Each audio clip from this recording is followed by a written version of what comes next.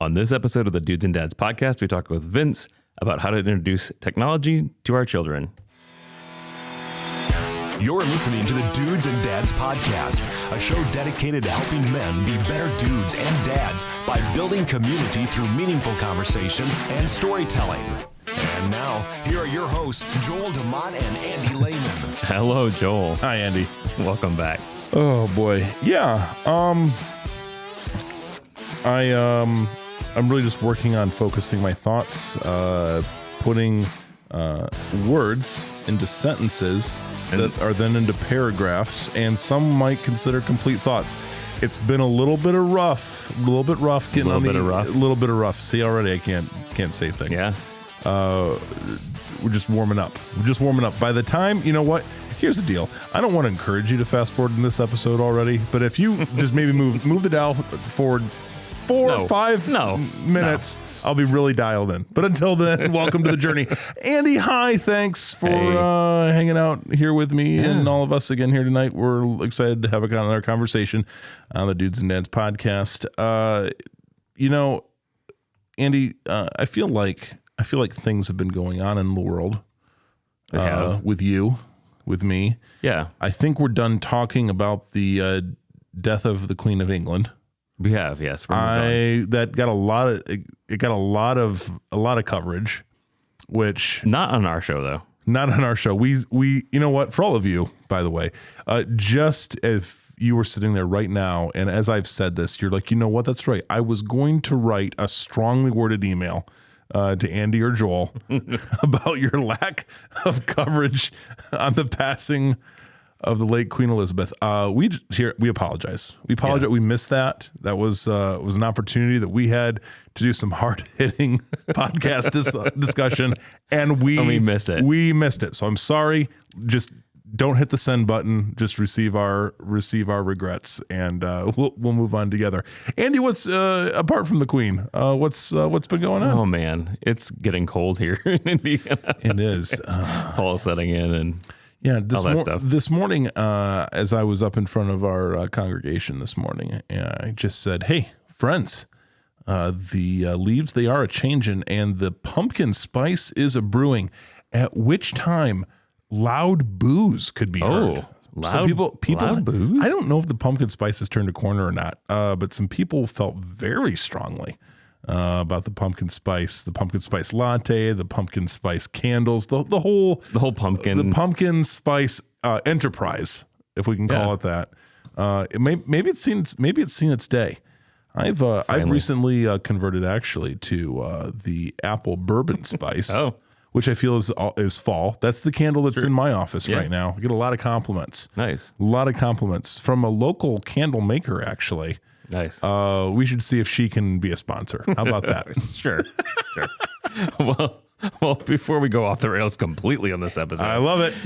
Joel, we want to remind you that this episode is brought to you by our patrons like Pat Yoder, Daryl, Brian, James, and Ty. Oh, yes. They are faithful supporters of our show, and you can be too at dudesanddatspodcast.com/Patreon, Patreon. And you can get become a monthly sponsor and get extra episodes, free, early episodes, ad-free episodes, all those good things. So an officially autographed photo of either Andy or myself. I don't know that we've ever done that. We should. So that's how I get things started. I just say that we're going to do it, and we see what happens. Yeah. So for all of our current patrons, I don't want to say wait by the mail, but do it. Officially, your official glossy is coming soon. Well, Joel, we teased in the intro of this that we were bringing Vince on. Vince is welcome to the show, Vince.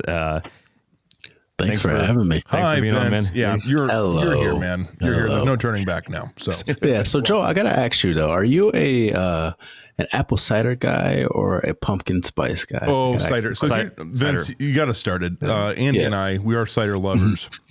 Cider all day. We're fortunate here in a very small, quaint town just up the road is Miller's Mill Cider Press. Ooh. And it's run by a conservative Mennonite family, and they press the apples. And Vince, I'm not making a single word of this up, so I just want you to be very clear. They have a cider press that operates off of a river, like that's like powered. And it's not that it has to be. It's just that's how old school they are, because it's been in the family for a long time. You go, you get your cider.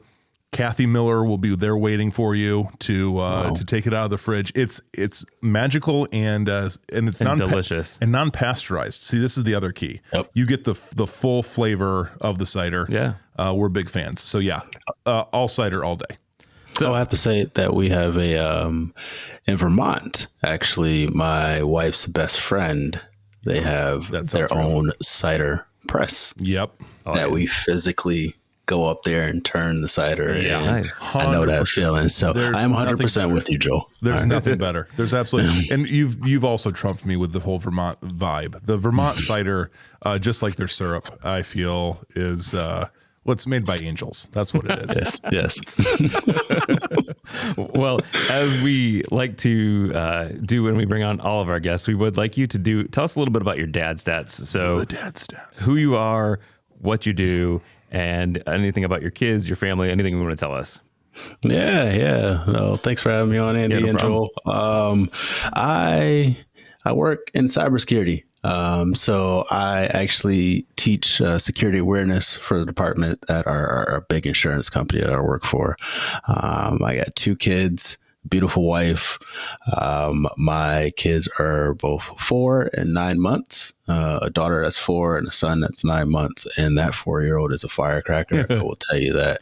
As you can see, I am recording from my office because I work from home, aka the play area, aka the workout area, aka the media center, the basement. So I do all my working from home. I've been working from home for the past 2 years.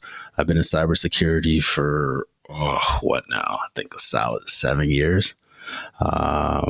So yeah, that's a little bit about myself when it comes to that. Great. And then you actually came to me and came to my radar because you host your own podcast about dad. So can you tell us a little bit about that? I do. It's myself and 4 other of my best friends. It's called the 5 Dads Podcast, and we talk about everything under the sun. Stuff that that can get a little bit emotional. Stuff that's actually hilarious for our kids, and it's a trip. It's a fun ride. So we all have different backgrounds. But we're all, 5 best friends. We have some people working in maintenance, construction, DOC, cybersecurity, truck drivers. So it's good to get those different perspectives. And we also would like to hear from listeners. And, we're just starting off. So awesome. So any people that want to come and join, please do. We want your input as well. Yeah, it's always a thrill, I think, anytime that we get to be on with another fellow podcaster. Number one, people that feel our pain, that have been down the road. Andy and I were just talking the other day. There's kind of the general statistic of if you get past 21 episodes, you are basically in the top, like you're in the top few percentile. Like most podcasts don't make it that long. So take this as, first of all, 90% of podcasts don't make it past 3 episodes. So yeah. So here's the deal: if you're on this journey and even if you're starting off and trucking along, let me just say to you, you're in the upper echelon, my friend. So be encouraged by that. We're always thrilled when people are getting on it and sticking with it and just sharing their story, which is, I'm guessing it's similar for you. Andy and I said a long time ago, like, this podcast is our excuse to spend time together. We make exactly. We have a hard time scheduling so many things else in our life. We finally, Andy and I finally achieved. We do have a bonfire scheduled with the families here soon. It felt like that was a Herculean effort, but this we've been able to manage. So I know it's always cool when you get to kind of chronicle life together with your friends. So. Yeah. Absolutely. That's good stuff. Yeah. So we'll make sure, and I'll just say it over at dudesanddadspodcast.com in the show notes. We'll make sure, you're embarrassingly easy to find over there. Always love to share all the good stuff. Yeah. So Andy, now we're gonna you get to dive into all the stuff that we want to learn, with the knowledge that we want to bring away. Right. So Vince and I basically have the same job. We do we both work in cybersecurity and security, and so when he told me that he was, that's what his job was, I jumped on it real quick and said, hey, let's talk about like introducing our kids to technology. And he's got younger kids, I've got older kids, you've got kids all over the place. Joel. Oh, kids all over the place. That's wait a second. Kids all over the place. So this is a great topic that we can talk about. How do we teach our kids about technology? So I guess let's just talk about it first. Like, what age do you think we should be introducing our kids to technology? To me personally, I think it's when they're actually able to speak coherently to you. Sure. That's what I think. Just because of the fact that if they're able to have a conversation, express what they want, then you can kind of work with it, right? Mm-hmm. And let's just throw this out there. Majority of the time, a young kid in that age is going to want to watch something like TV, right? Sure. So I think having those shows already censored and kind of ready to go. I'm a big advocate of watching an episode before you actually show the kids the episode, so exactly what's going to happen, or if anything, takes a left turn that you don't know about, or you're just exposing your kid to that initially firsthand. But that's what I go with. As soon as you're able to actually have like a conversation with your kids. What about you guys? What do you think? Yeah, I think. I mean, for me, I'd say the same thing. My kids, we started with technology being like the TV. The simple, easy, like everyone's gonna watch it. It's in the main area. And then kind of moved on from there. Some of my kids had I want to say a phone, but it's not really a phone. It'd be, just an old phone of mine that they could watch things on, definitely, or play games on.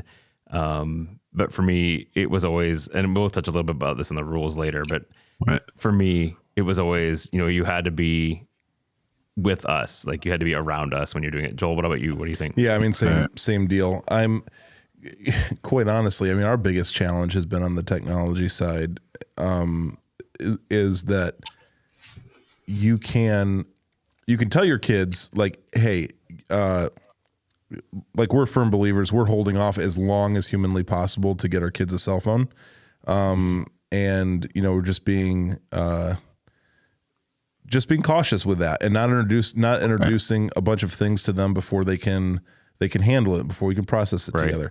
But like the fact that my kids ride the bus with a bunch of other kids that have phones,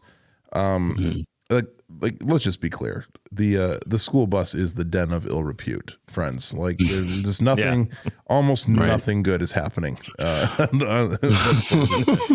so,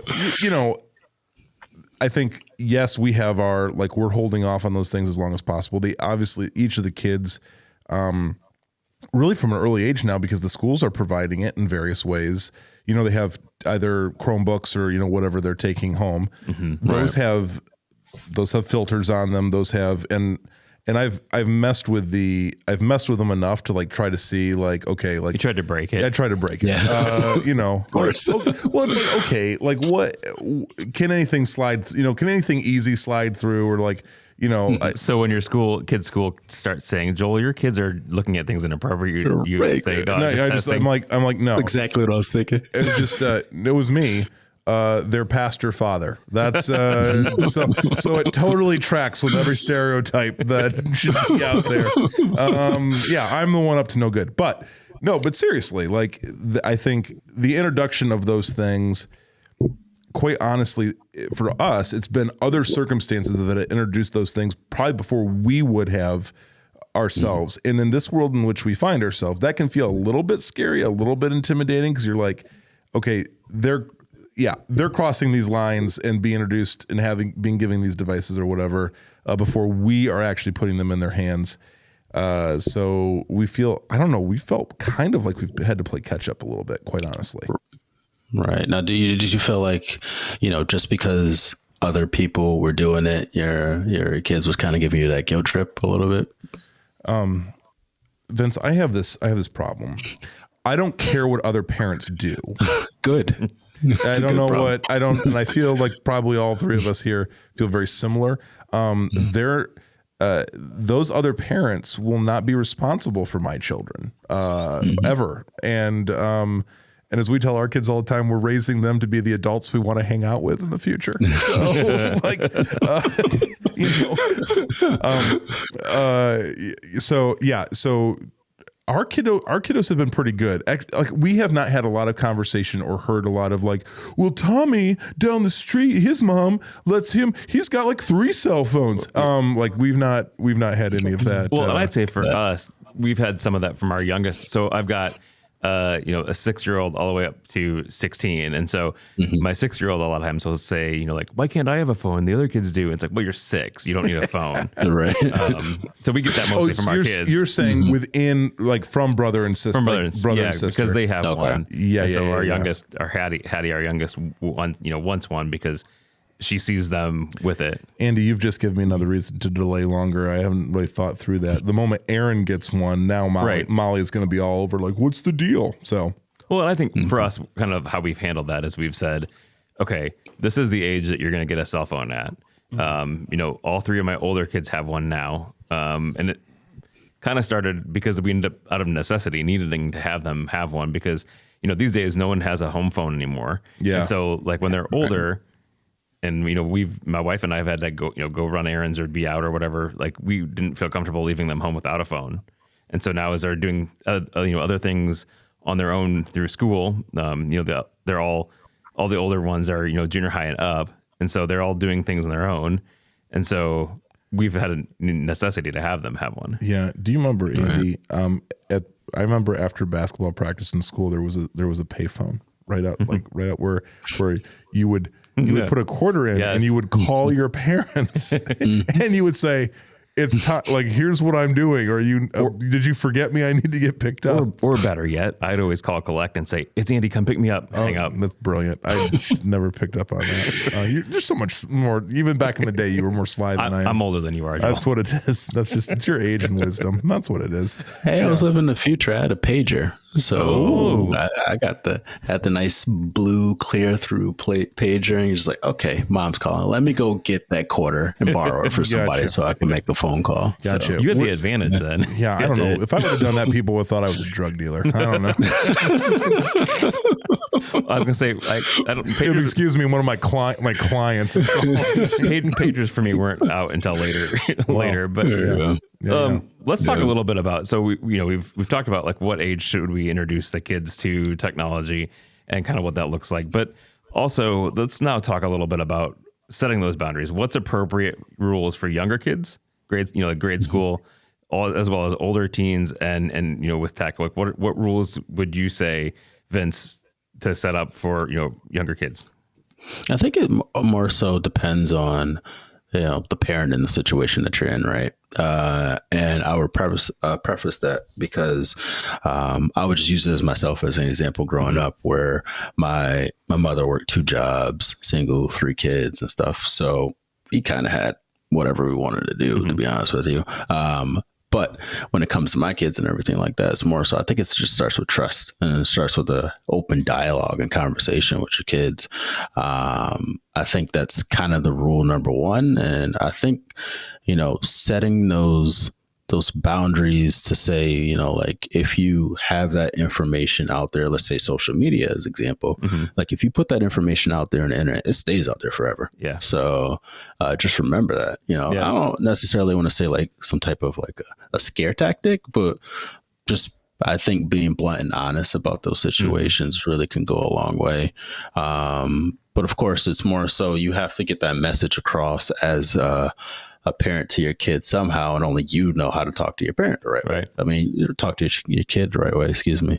So necessarily to the point where they may just be like, oh, you don't want them to be like, hey, yeah, whatever, dad, I don't really care. But you want them to listen, right? So I think that's the biggest thing. And, I'm trying to stress to my kid, like kids, excuse me, even though the 9-month can't respond to you yet. I'm still talking to him like that. But to say like, hey, if you tell me the truth, we can get through anything. Mm-hmm. You know, it's when you like, if you lie to me or something like that, that's when we have a problem.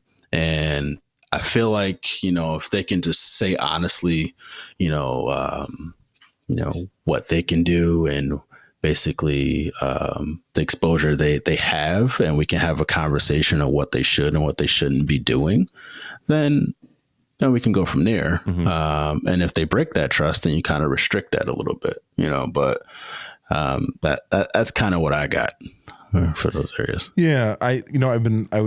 When you said the things that you do, the things that you do on the internet are kind of permanent. And there's this whole, like, I mean, there were so many generations that did things that they would now regret as adults, but there's no record of it. There's no record of it. And it's totally fine.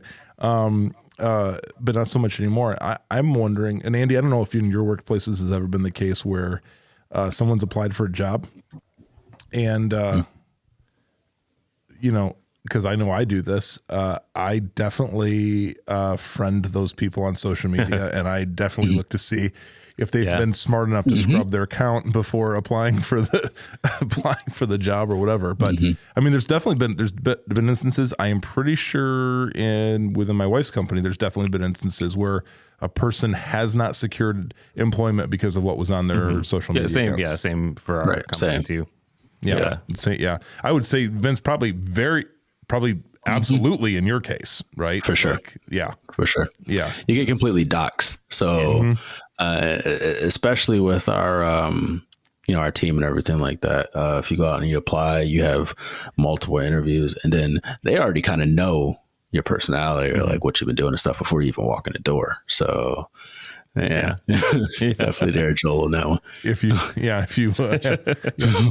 have any unsavory, I always joke with my brother who has been in security. He also technology is a data scientist and all this, and nice. Has some upper tier clients that he works with, whatever. And I just always joke with him because I'm like, you know, I just, with all the things, he's not very active on social media, but it's like with all the stuff that you're into, I'm really surprised that you've made it this far. Like, it's, I don't know. I wouldn't take so many gun pictures. I don't know. I'm kidding, mostly. Yeah, I think for me, some of the things that we've set in place for our kids is time limits. Definitely, we've said an hour a day, and sometimes we'll approve more depending on what's going on. But we've set a hard limit. With Apple, they all have iPhones or an old iPhone. So we've set time limits on those with the screen time, and then we've also said you can't charge it in your bedroom. It's got to be out in the living room, in the public place. We've said, remember, this device is still our device, and we can look at it at any time, and we can read through your history. We can read through all of that at any time. And so they know that at any time we may come to them and ask for their phone. And so we can look and see what they've been up to. And only the older two are actually on social media. Right now they're on Instagram, and we've made sure that they know, don't search for things on the internet. And they know that because they've had the internet. But I mean, don't do things like friend people that you only know in real life. We've said, don't friend people you don't know. And then we said that same thing that you said, Vince, whatever you put out there is going to be out there forever. Even if you delete it, someone may have taken a screenshot of it. It could be out there forever. So don't post that. Your boys have recently been friending me on Instagram. They know you in real life. They know me in real. I just that's I wasn't sure what your threshold was. So if it's just they know you, then I feel okay about that relationship. If it was like Joel, I trust you. Don't friend Joel. I trust you, Joel. He's a really, really spicy social media presence out there. Lots of guns. So many guns. No, not really. All right. So are there any things are there any technology things as parents that we can do to help protect our kids from tech? Because, obviously there's lots of bad stuff on tech. And so what can we do as parents to kind of protect them? I mean, we kind of talked about that, I guess, with the rules, but Are there any other things that you would say, ways that we can protect our kids? Well, a lot of people, they don't really realize it, but just having something simple like an antivirus actually against phone actually really does wonders, and it does help just because of the fact if your child does download the stuff that they weren't supposed to do, bring it back to like LimeWire days, or if you got Android devices, all those APK files, or other apps that's not approved that's out there that can contain some type of malware. I mean, that potentially could block some stuff. You know what I mean? So I think from actual app size, app portion, definitely, some type of VPN or some type of, like you were saying, Andy, like some type of monitoring, something that they have, especially with Apple devices. I know they gotten really strict with, not strict, but like a lot more accessible when it comes to privacy and locking it down from a parental, standpoint from there. That constant conversation. I mean, I love the conversation that you told me just now that you had with your kids, just because of the fact, like, if everything's out there, if everything's in open, they should know what to expect, right? So there's no surprises. So if you break that trust and you do something that you weren't supposed to do, then we're here to correct it and potentially, take that stuff away. It's really about just education too. Just education. Know what it is, know why it's utilized, know why I'm doing it. And I think that would be the great example for that on my end. So go ahead, Joe. Yeah, I was just thinking, like, we, like, with our home internet, like we have Comcast Xfinity, and so they've really, like, there's some pretty straightforward parental controls around, like, turning on, turning off internet access, things like that. And I think quite honestly for us as parents, it's just been a little bit eye-opening, just in terms of when it tells you how long a kid has been on for. And it's just easy for you to kind of like not realize what the amount of time has been or whatever. Well, and this actually, Joel, your wife actually just put a comment in here too. Is there any software that can block YouTube? Oh, she's asking the good question. We have Xfinity, like you just said, Joel, and you can block certain websites, but blocking out YouTube is impossible to block. So what can we do to protect our kids from YouTube? Because YouTube is the bane of our existence, pretty much. Is it? Like that? Well, that's the thing that they'll get locked into, and they're going to watch YouTuber after YouTuber after YouTuber, and they enter into a black hole of awareness where it's like they don't know how much time has passed and all of that. Yeah. But yes, what's the YouTube how do we control that evil in our lives? Throw it in the ocean. That's what just take it, and like you were saying, Joel, just so many guns that you have. Apparently, I don't know if you just take it out that way. But I don't know if there's actually apps that I think Apple does it in a specific way. I think also Android, where it just shuts it down. So you actually need a parental lock to go back on it. I could be wrong. I know there's a certain app that does it, especially on Android, but I wish I can find it and tell you guys over here. I know I'm kind of put on the spot there. Well, and if you do want to reach out back to us, we can put it in our show notes later if you do find something. But I know that also YouTube has where you can do like a restricted, so you can put it on restricted mode, and in restricted mode, it limits comments. So you can't comment on sites, and as well as like, that's going to be the more appropriate things. Sure. Again, that's YouTube, so it could be not appropriate things, but that would, I guess, would be a place that I would say to start to is put it, and then again, that they have to be signed in to do that though. Unless you're using something, I think like OpenDNS, if you have that on your host, you can, I think, set that in restricted mode so that it forces everything to be in restricted mode, I think. Yep. Nice. So hopefully that answered your question, Jackie. That's Joel's wife. We've got work. We've got work to do. She makes a really good point though, because it really is. If we narrow it down, like the watching of videos for long periods of time, and and YouTubers are good, right? Like they know how to draw, especially in like our kids. What they're watching is like, like any YouTuber that is doing. Like Mr. Beast. They're like Mr. Beast alone. It seems like a great guy, but I'm onto you, okay? And like all the challenges they do, or ones where there's like people have like hobby farms or doing things like that. Like they'll just get real deep. And again, the content of itself, nothing wrong. Some of it's actually pretty educational, but it's like we're talking a large portion of the time that can be lost there. So yeah. So you had mentioned earlier, Vince, about maybe finding something on their device that may not be appropriate or whatever. How should we handle that as parents if we come across something? If I'm looking at my kid's device and I see something that shouldn't be there, what would you say to how do we handle that? Just go in the corner, cuddle up in the fetal position and rock right. back and forth. That's right. I'm not necessarily sure. I think it depends on the parent, to be honest with you. Just because if you're able to have that conversation and open it up and talk about, what the hell's been going on, excuse my French, but then you can do that. But, if you try to come that strongly on a kid, depending on the age, especially like a teenager or something, you're probably, run away and close the door and slam it on you, right? Yeah. So I think what you said is, every parent is going to be a little bit different. I think for us, we just confront, if that, we just say, hey, this is what we've found and talk a little bit about it and say, explain why we don't appreciate, don't, as a family, don't want you to be looking or searching or seeing or whatever, that type of thing. Joel, what would you say? Yeah, I mean, same deal. Like the conversation in which Vince got at this really well, I thought, like, have the conversation before you need to have the conversation. Like being out in front of it, being open.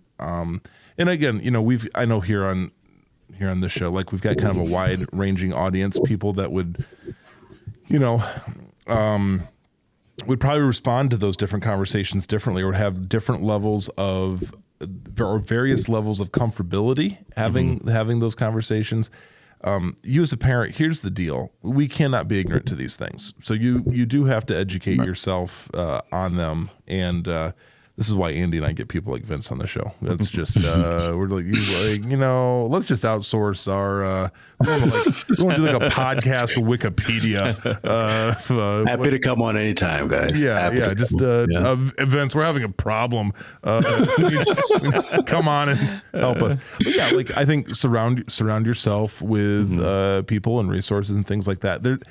There is so much, and we've had other episodes that have talked on various things that can help in this area, which we can link back to those too. But like, there's really good services out there. But you're probably you don't necessarily have to spend a ton of money. You will probably have to make a financial investment of some sort in those things. You will have to educate yourself. I'll be the first to say, like I don't, to this point, I've not been terribly concerned, mostly because of I know where my kids are at with stuff. But like we're going to be having our first teenager in the home. Good luck. Yeah, Andy's ready to hold me close. Our first teenager is coming. He's going to be a teenager this November, and like we are in like right now and approaching the level of conversation that we're having about these things is definitely going to increase. Like, so because I've not, quite honestly, if I'm really, really honest, I've not wanted to introduce ideas into my kid's head about the things that they could look into. Yeah. Right. I've had conversations with parents too, where they're like, I was super concerned and I had this talk about technology use with my kid. And then the kid was like, I never thought about that. And then, it like alivens ideas in their mind. So, and Vince has said this really well. Pay attention to where your kid's at. It's really, because any conversation we're having about technology is a conversation about you being involved in your kid's life, right? Knowing who they are, knowing where they're at, and doggone it, paying attention to some things. And that might even mean for all of us, myself included, pulling your nose out of whatever screen world that you're in, and paying attention to some of those things. I think you brought that up as a good point, Joel. Like, as a parent, we need to be conscious of how much time we're spending on the screen. Because I know for sure my kids have said, Dad, like, put your phone down, because you've told me no phones at the table, no whatever. And I'm like, oh, right. I forgot, that I've said that to you. So we need to be, as parents, we need to be cautious of what we're leading our new examples that we're setting out there. And Vince, Vince, I don't know if you've experienced it yet, and it'll come your way. Children are, they have a radar for hypocrisy. It's amazing. Oh yeah. Just like very quickly point out anytime that you are inconsistent with the things that you teach them. It's really a gift. I'll tell you, like I just love so much when a 9-year-old tells me that I'm doing the things that I tell him not to do. So thank you, Matthew. Okay.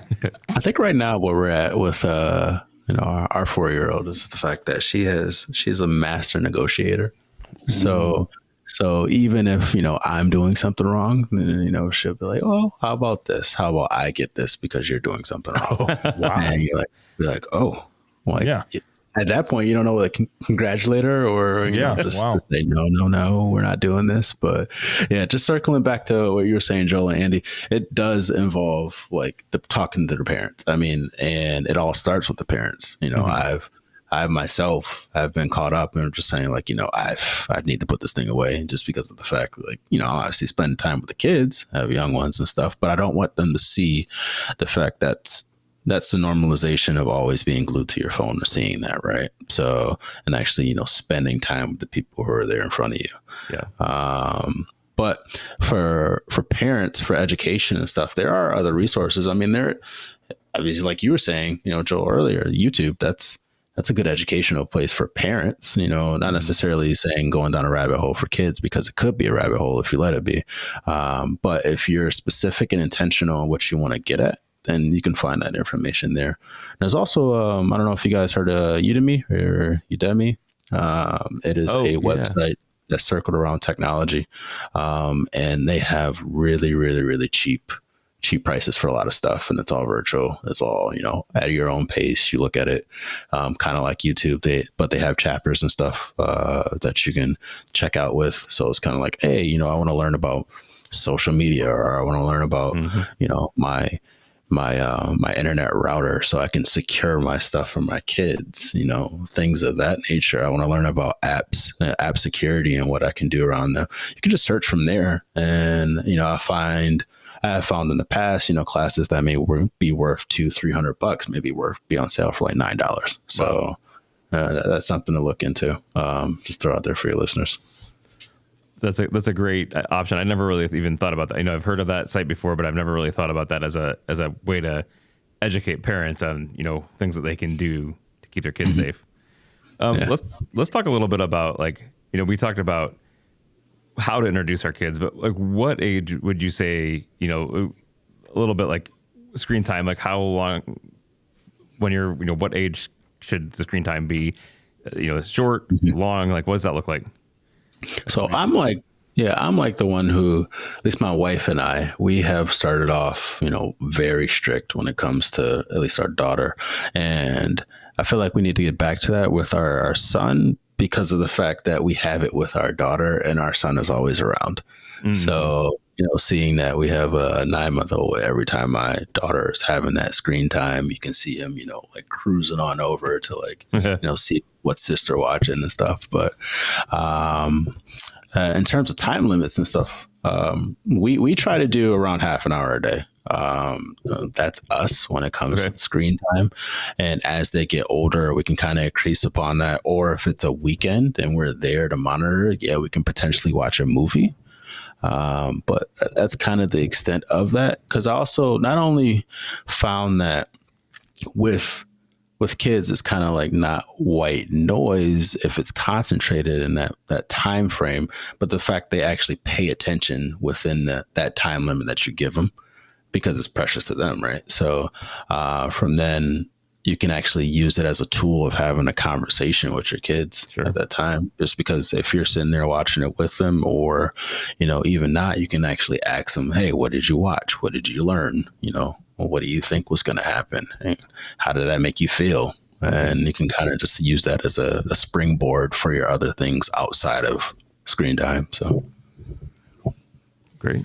Yeah. I'm always just, again, I think I'm just caught off guard sometimes by, how quickly the time passes, or if you're not because so many times it's like, okay, you can have this much time, and then you're going on and doing your things as a parent, and then like there's been plenty of times where I've like looked at them like, oh, you've been over there for 2 hours, like, and you're in the exact same position you were when I left you, which tells me something.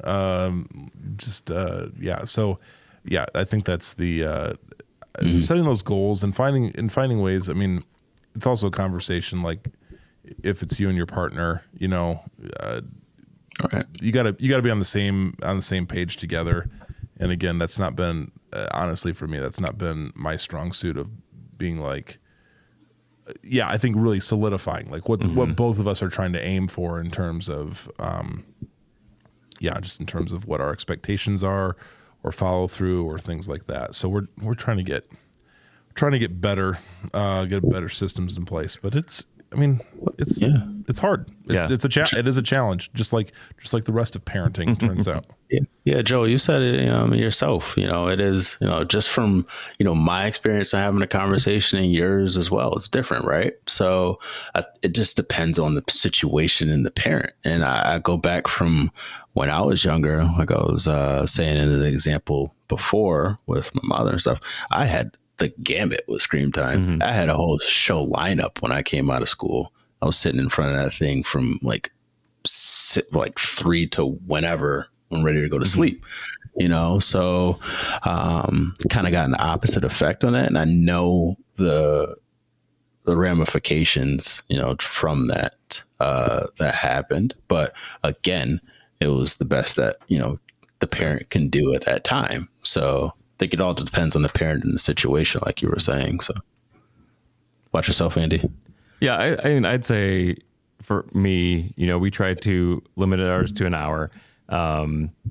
Obviously, it was honestly when our kids were real young. Sometimes it was easier to set them in front of like an iPad or something and say, "Hey, watch this show for a little bit, so you can get some stuff done."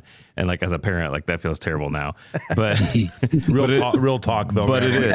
Hey, everyone did it. Everyone does it. It is what it is. But I'd say as they're older, we try to be flexible a little bit with them. To like, if there's not a lot going on, then we'll do it. You will let them have a little bit more time. If we notice that they're doing it but not being social, like if they're not interacting with the family or those around us, then we kind of say, all right, you've been on the phone for a bunch today. And they'll say something like, "Oh, I've not." And I look at their screen time and I'm like, "Actually, you have." But because it's kind of funny how that gets away from you. But Right. so we just kind of try to be a little bit flexible, but we try to keep it with an hour. But again, if there's a reason to have it a little bit longer, I'm willing to have it a little bit longer too. Because as parents, sometimes we are the same way. Sometimes we try to limit ourselves, but there's sometimes you're just like, I need to veg out now, and so we let that happen too. Become a potato on the couch. Yes. A wonderful feeling. Yeah, definitely. Well, this has been super helpful. I've really appreciated, your conversation with us today. It's been good to talk to another security professional. So I really appreciate that. And just from my side, it was not too nerdy. So thank you for that. That's why I always I try not to. Yeah, no, I always think it's funny just to totally stereotype Andy and be like, I know you and your nerd bros talking about the technology. Ooh. Hey, my sister thinks I'm a complete nerd. I will tell you that whenever I call her, she has a caller ID of myself with the glasses, with the little. Oh boy! It's like, come on, man. It's not that bad. Unfair. It is. Oh wow! Hurts your soul a little. Yeah. But before we let you go, though, we have to do the pop quiz. Now it's time for the Dudes and Dads Pop Quiz. All right. So if you've never joined us for the pop quiz, it's a time we get to just randomly pepper Vince with questions that have nothing to do with security or anything like that. We just want to get to know him a little bit better. So Joel, why don't you go first? Vince, I'm gonna go sort of into the technology grab bag here because it seems fitting. If you had to choose between only having a cell phone or a car for the rest of your life, which would you choose? Cell phone or car? That's a very good question. I'm thinking, I gotta say cell phone. Okay. I do.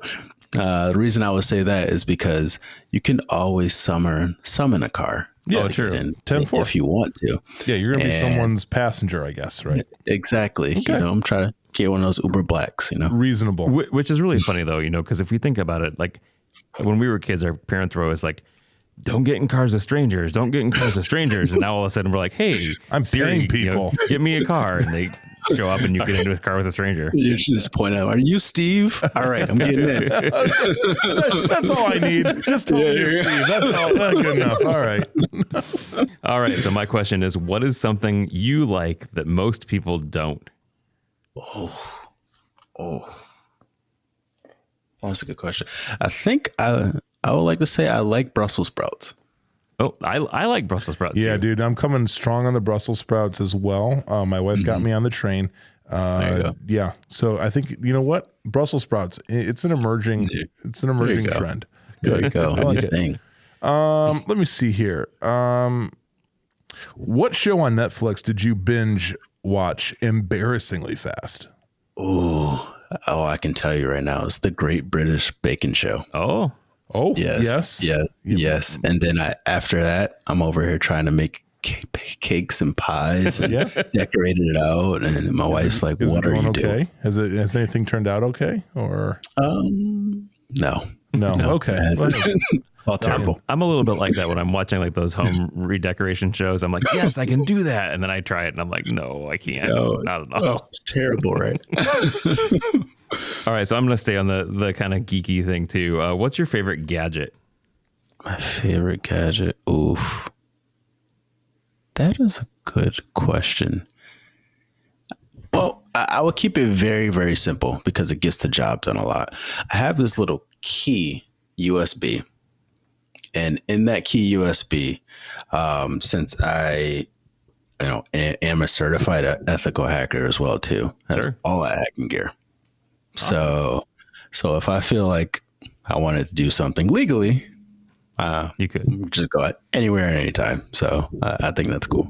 awesome. Certified ethical hacker. Another job descriptor, resume builder that I didn't ever think that there. Now I know it's a thing. It's a thing. You have to sign a bunch of waivers. Yeah, I would imagine. I would imagine, and not post pictures of guns. Okay, so let's see. Where is my? Okay, Vince. What is one important skill every person should have? One important skill. Everyone needs to know how to cook. Because I am sick or tired of going over someone's house and tasting disgusting chicken. Oh yeah. Hot take. else. Vince, I hope your friends. I hope your friends are not listening to this. I said it. Talking about me? What did we make? Did we try to make Brussels sprouts? No, I hope my friends hear this just so they can make sure that everything is okay when I come over the next Vince, time. you're really raising the bar in your relationships through this show. And I salute you.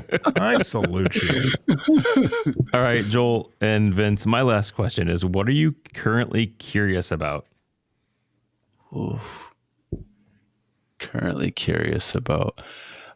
So I am big into cryptocurrency. Okay. I'm very curious about that. But in order to get even more curious about it, more specifically, I am more curious in what's called a rug pull. I don't know if you ever heard what a rug pull is. Nerd alert. There you go. There you go. It's when someone creates a cryptocurrency, a bunch of people invest in it, and then you just take all the money and leave. Oh, so it's I'm wondering, how could you be so possibly stupid to do that? But it's something I'm curious about. So Interesting. Vince, what is, let me see here. I got a whole long list here. Okay, here we go. What is your most embarrassing moment from your teenage years? Oh boy. All right. So I have an embarrassing moment. I went to a town hall dance and entered in a dance competition and failed horribly Oh. in front of everybody. Oh. Do you feel like Yes. there was like a takeaway from that? Like, was it a learning experience? Was there some sort of redeeming thing on the other side of it? No, No, not at all. You just gotta just take this loss and put it on the chin and go with a it. Hallmark moment there. I just was trying, and but instead I've clearly touched on something that was deeply painful, and I thank you for sharing.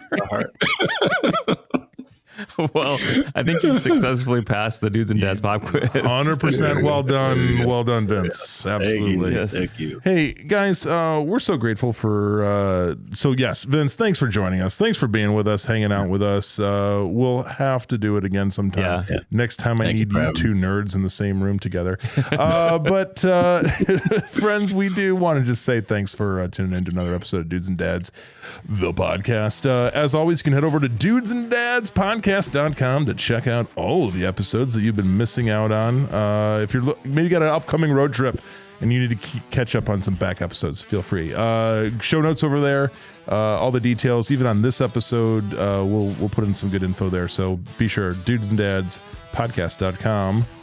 Joel, and you can always, you can there always, we go. Here it comes. Our voicemail 574-213-8702 is our voicemail. We'd love to hear feedback from you about this or all of our episodes. So and we're on the Gmail too, dudesanddadspodcast@gmail.com for all your helpful, insightful comments and reflections. So until next time, grace and peace.